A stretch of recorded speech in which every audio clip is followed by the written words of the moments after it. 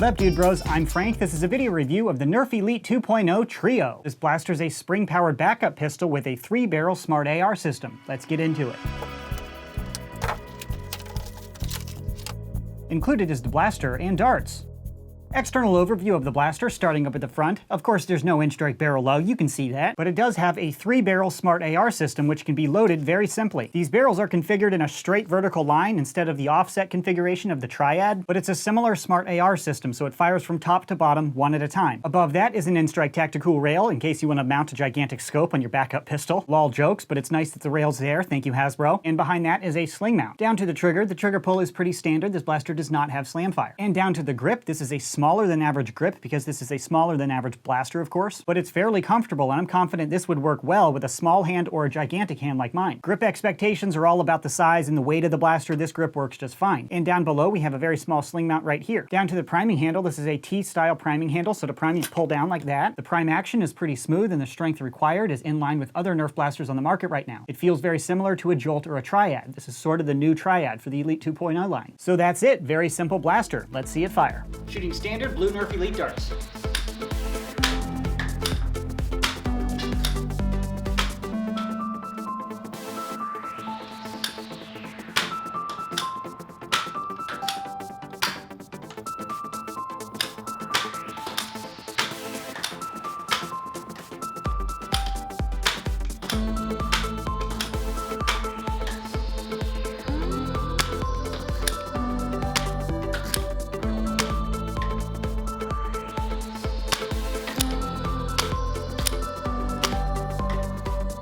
Now shooting some waffle head darts.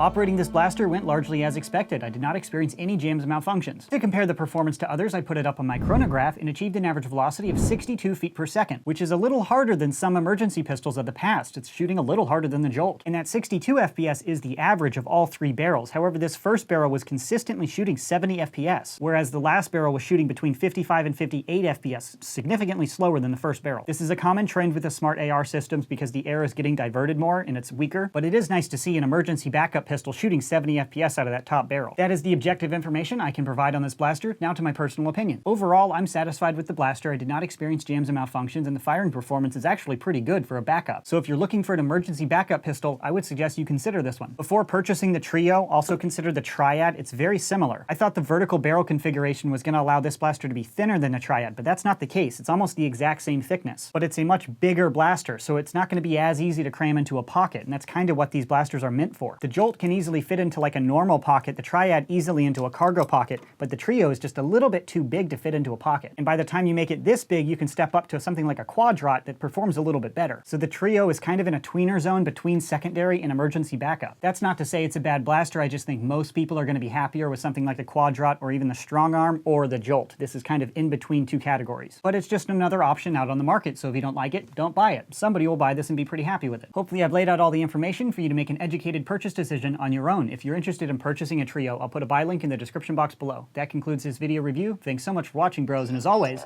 stay tactical.